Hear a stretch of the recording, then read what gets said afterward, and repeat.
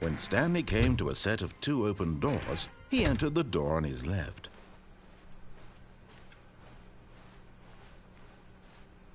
Yet there was not a single person here either. Feeling a wave of disbelief, Stanley decided to go up to his boss. Coming to a staircase, Stanley walked upstairs to his boss's office.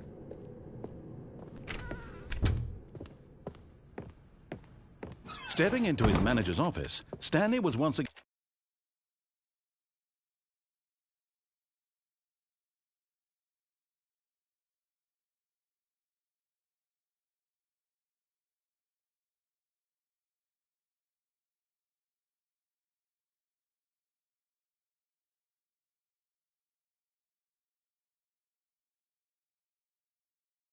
stunned to discover not an indication of any human life.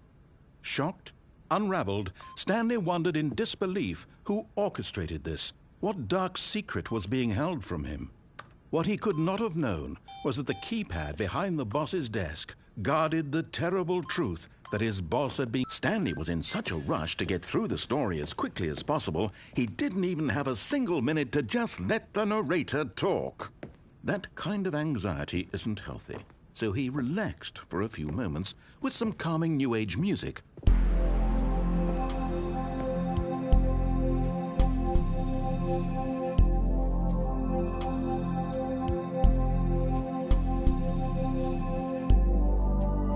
Feeling soothed and rejuvenated, Stanley calmly walked forward into the opened passageway.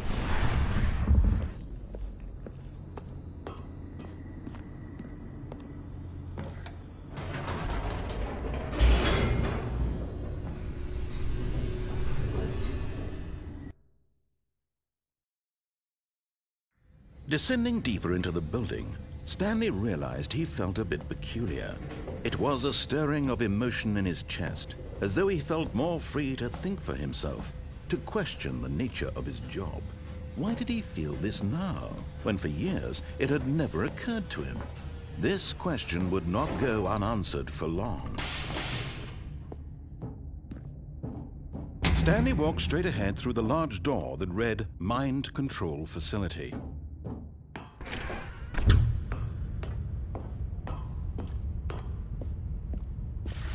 The lights rose on an enormous room packed with television screens.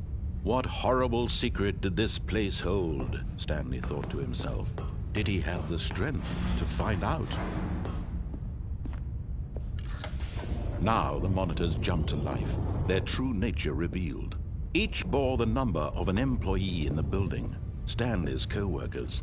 The lives of so many individuals reduced to images on a screen, and Stanley, one of them, eternally monitored in this place where freedom meant nothing.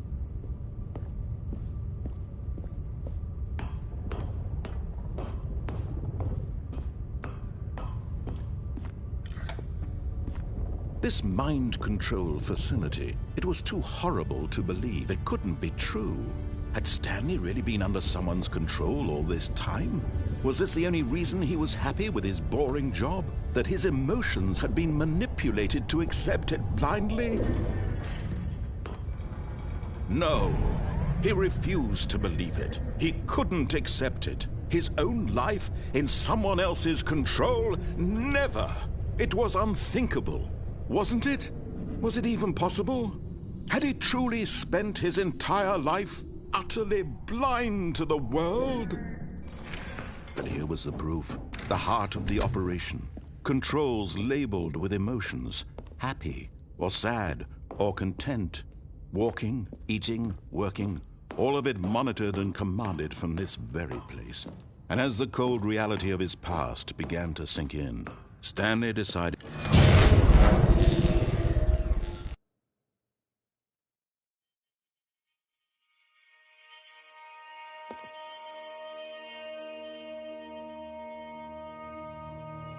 blackness, and a rising chill of uncertainty. Was it over? Yes! He had won! He had defeated the machine, unshackled himself from someone else's command. Freedom was mere moments away. And yet, even as the immense door slowly opened, Stanley reflected on how many puzzles still lay unsolved. Where had his co-workers gone? How had he been freed from the machine's grasp? What other mysteries did this strange building hold? But as sunlight streamed into the chamber, he realized none of this mattered to him. For it was not knowledge or even power that he had been seeking, but happiness. Perhaps his goal had not been to understand, but to let go. No longer would anyone tell him where to go, what to do, or how to feel. Whatever life he lives, it will be his. And that was all he needed to know. It was perhaps the only thing worth knowing. Stanley stepped through the open door. Stanley felt the cool breeze upon his skin, the feeling of liberation, the immense possibility of the new path before him. This was exactly the way, right now, that things were meant to happen. And Stanley was happy.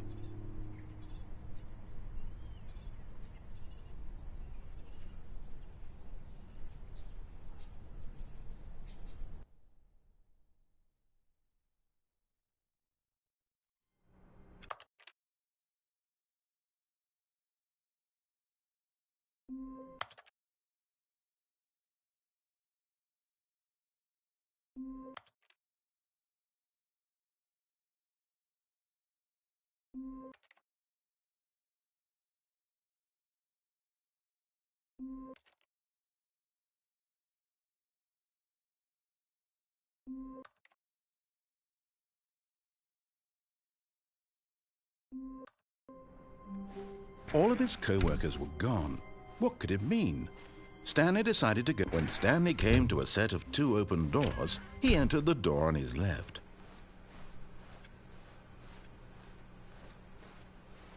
Yet there was not a single person here either. Feeling a wave of disbelief, Stanley decided to go up to his... Coming to a staircase, Stanley walked upstairs to his boss's office.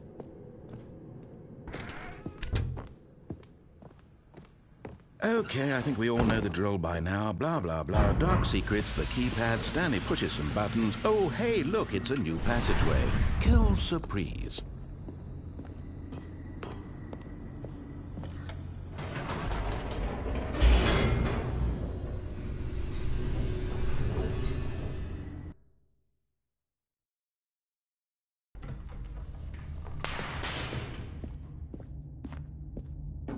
Stanley walked straight ahead through the large door that read Mind Control Facility.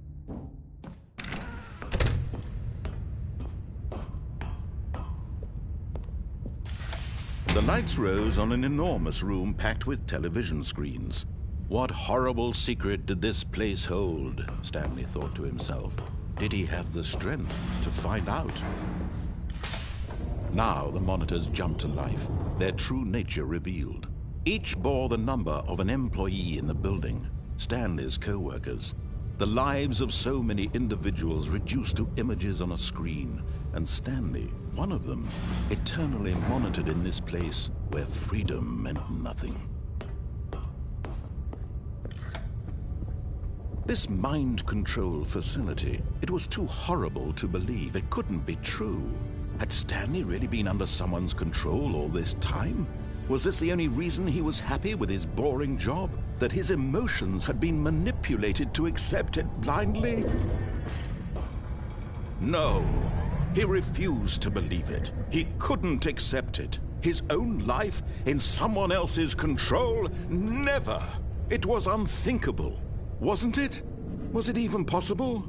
Had he truly spent his entire life utterly blind to the world?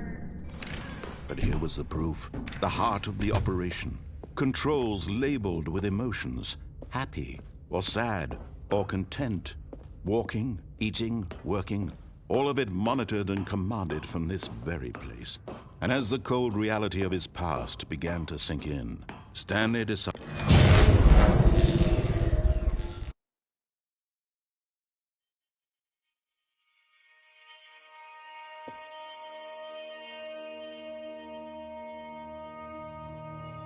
blackness, and a rising chill of uncertainty. Was it over? Yes! He had won! He had defeated the machine, unshackled himself from someone else's command. Freedom was mere moments away. And yet, even as the immense door slowly opened, Stanley reflected on how many puzzles still lay unsolved. Where had his co-workers gone? How had he been freed from the machine's grasp? What other mysteries did this strange building hold?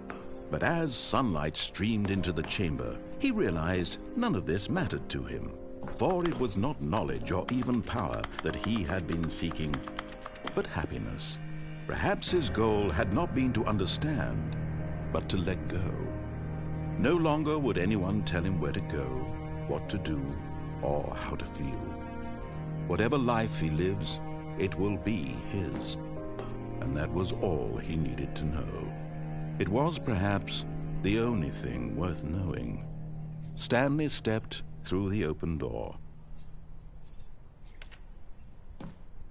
Stanley felt the cool breeze upon his skin, the feeling of liberation, the immense possibility of the new path before him. This was exactly the way, right now, that things were meant to happen. And Stanley was happy.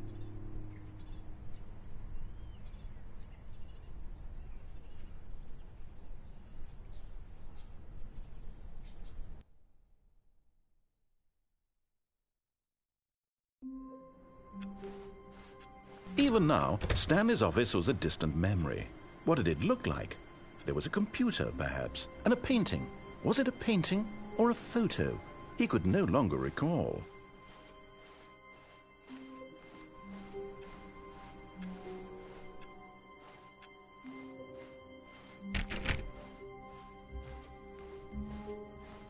When Stanley came to a set of two open doors, this was not the correct way to the meeting room, and Stanley knew it perfectly well.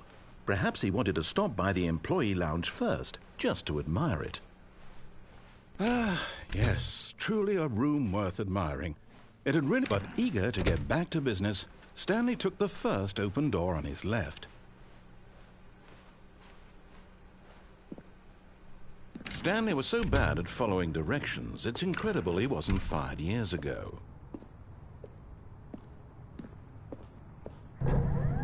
Look, Stanley, I think perhaps we've gotten off on the wrong foot here.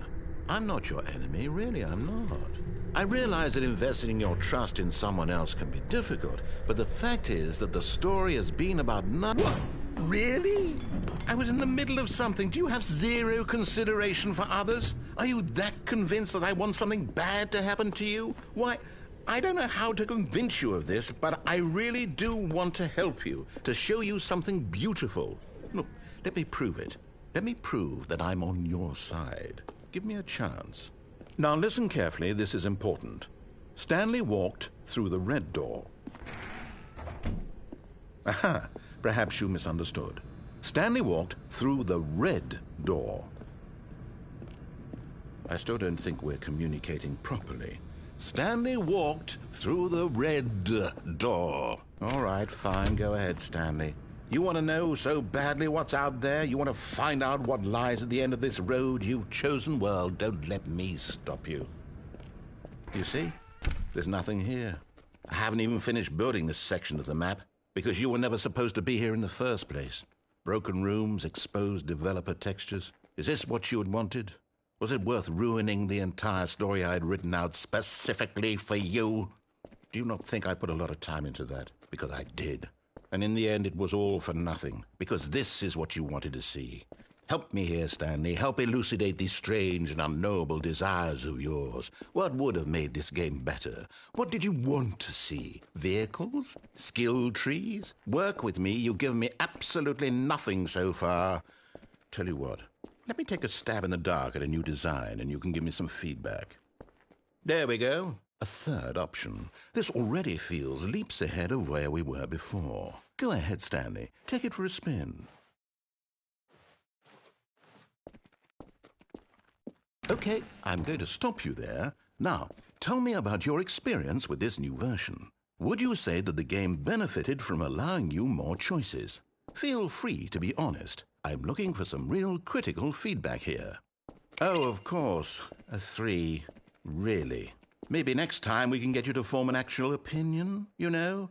Any level of critical thinking or engagement with your surroundings? Does that sound good? Think we can do that? Yes?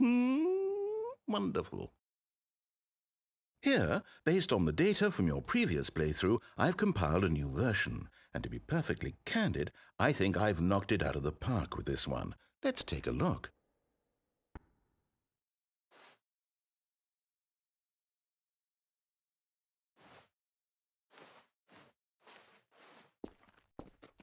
Now, would you say that competitive leaderboard helped you feel motivated to keep walking through doors? Again, honest answers, please. Hey, I nearly forgot. I've got a prototype of a new game I've been working on, and now would be a lovely opportunity to give it some playtesting. You wouldn't mind taking a look at it, would you? Perfect. Let me boot it up. In this game, the baby crawls left towards danger. You click the button to move him back to the right, and if he reaches the fire, you fail. It's a very meaningful game, all about the desperation and tedium of endlessly confronting the demands of family life. I think the art world will really take notice. But of course, the message of the game only becomes clear once you've been playing it for about 4 hours. So why don't you give it 4 hours of play to make sure it's effective? Be sure to keep notes on your experience.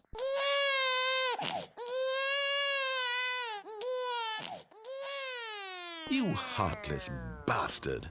Did you do it because you hate babies or purely to spite me?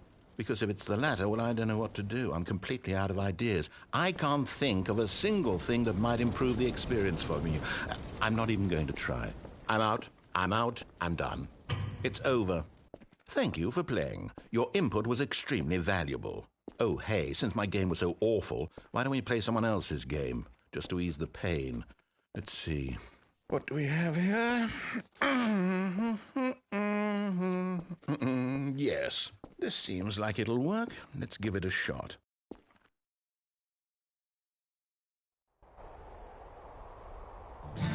Aha! Fascinating. What do you think this game is about, Stanley? What's our backstory? What is our motivation? Well, it seems obvious to me that you are meant to play as a creepy man spying on innocent civilians below you from up high in your creep tower, perhaps for some sort of twisted erotic purpose. Yes, that must be it. What a fascinating venture into the experience of total mental depravity. So far, I love everything about this game, Stanley. And it seems there's even more. Come, let's venture outward and see what else is out there.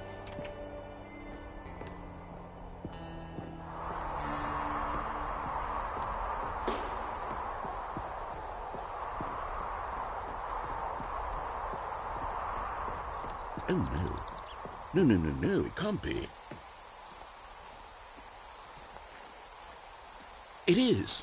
It's an open world game. Good God, quickly, block it off.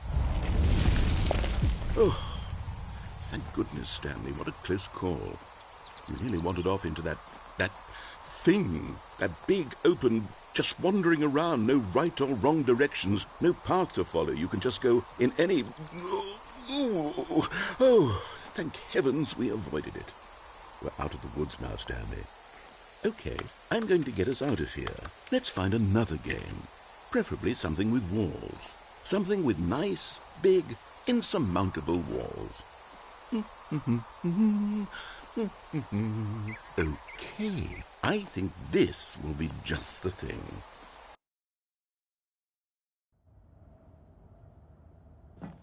Wonderful. See, this is exactly what I had in mind. Just a nice big box for you to run around in. There isn't any possibility that you could get lost here. Now this is game design.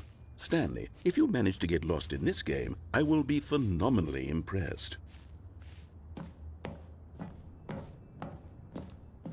Okay, so what exactly do we do here? Let's see. There are lots of cars here in the back, but obviously there's no racetrack. Okay, I'm seeing that there's a ball of some kind back here. Is this game sports ball? Stanley, I think it's sports ball. Oh, what fun. We shall run the bases and do a touchdown together? Yes, I think surely we must. Okay, Stanley, here's the ball. Have fun.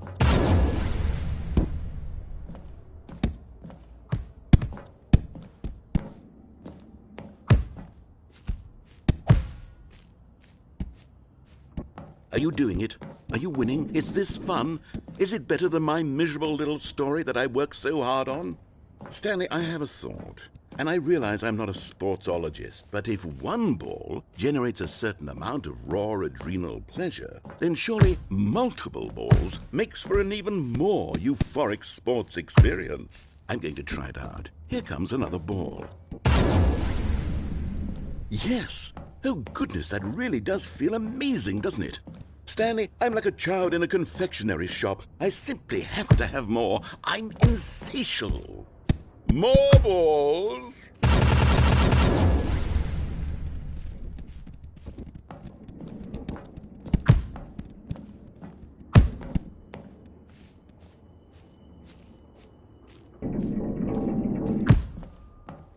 Are you enjoying this, Stanley? Are you having fun? Is this a real video game? Well, I sure hope you're having a good time, because guess what? It's over. That's right. Your little fun comes to an end. This is my game, and what I say goes.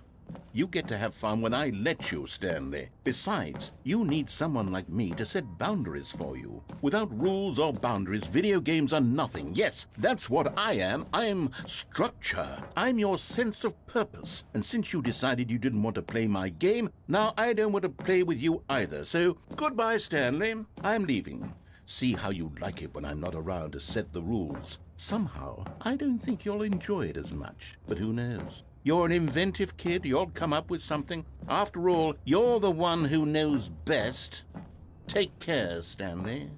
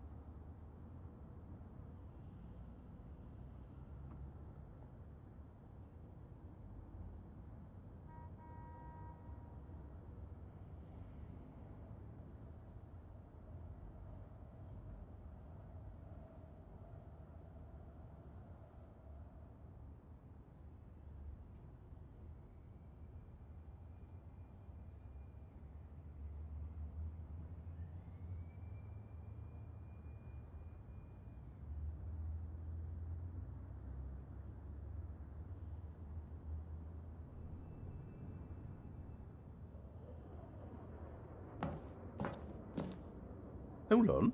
What are you doing?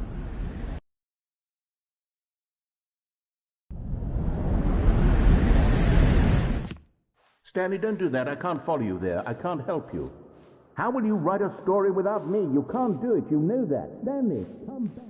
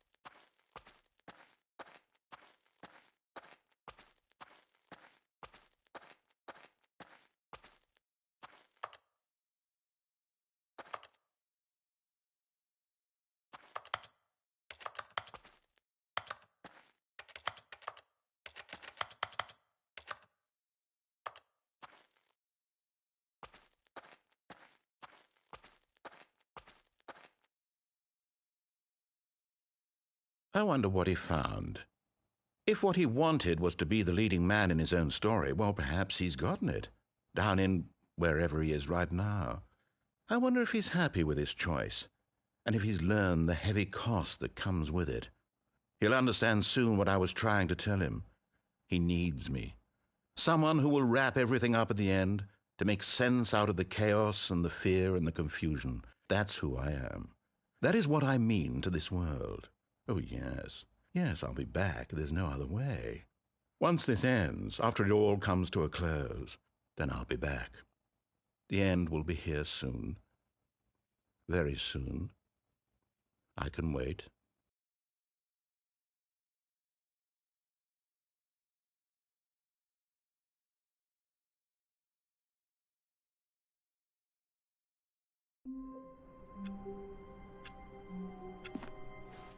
All of his co-workers were gone.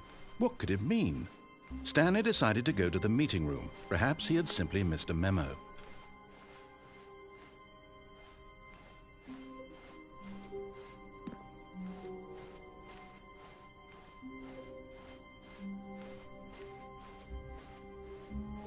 When Stanley came to a set of 2 open doors, he entered the door on his left.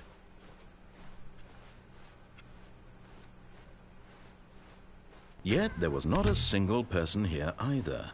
Feeling a wave of disbelief, Stanley decided to go up to his boss's office. Hoping coming to a staircase, Stanley walked upstairs to his boss's office.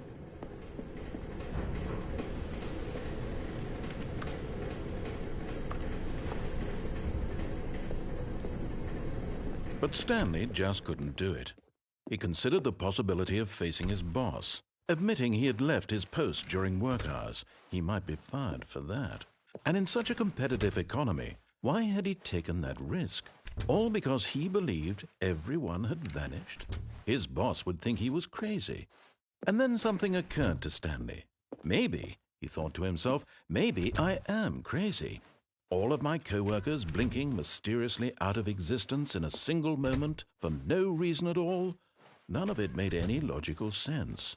And as Stanley pondered this, he began to make other strange observations. For example, why couldn't he see his feet when he looked down? Why did doors close automatically behind him wherever he went? And for that matter, these rooms were starting to look pretty familiar. Were they simply repeating? No, Stanley said to himself, this is all too strange. This can't be real.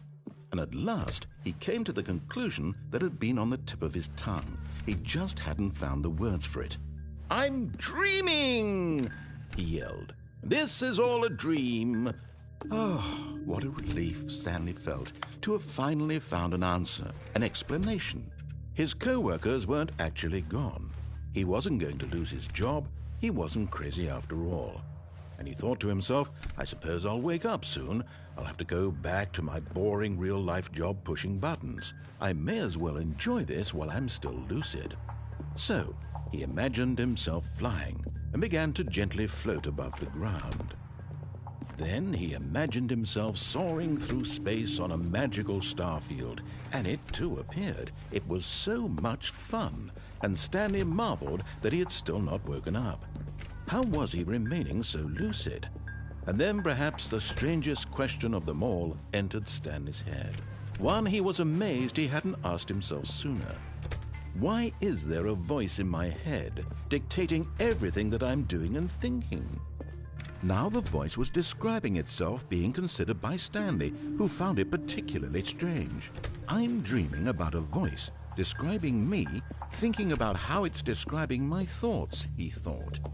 And while he thought it all very odd and wondered if this voice spoke to all people in their dreams, the truth was that, of course, this was not a dream. How could it be? Was Stanley simply deceiving himself, believing that if he's asleep, he doesn't have to take responsibility for himself? Stanley is as awake right now as he's ever been in his life. Now, hearing the voice speak these words was quite a shock to Stanley. After all, he knew for certain, beyond a doubt, that this was in fact a dream.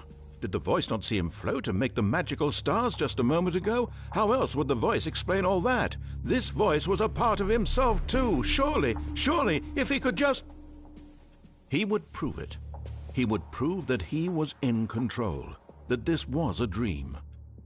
So he closed his eyes gently, and he invited himself to wake up.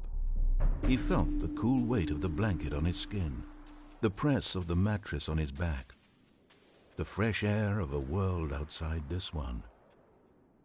Let me wake up, he thought to himself. I'm through with this dream.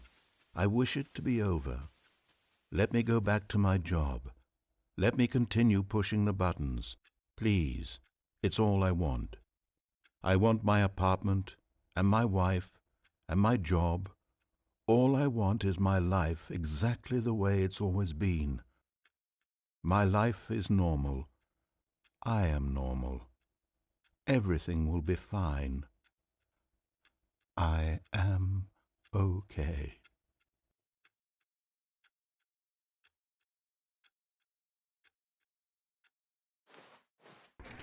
Stanley began screaming. Please, someone, wake me up. My name is Stanley. I have a boss. I have an office. I am real. Please, just someone tell me I am real. I must be real. I must be. Can anyone hear my voice? Who am I? Who am I? And everything went black.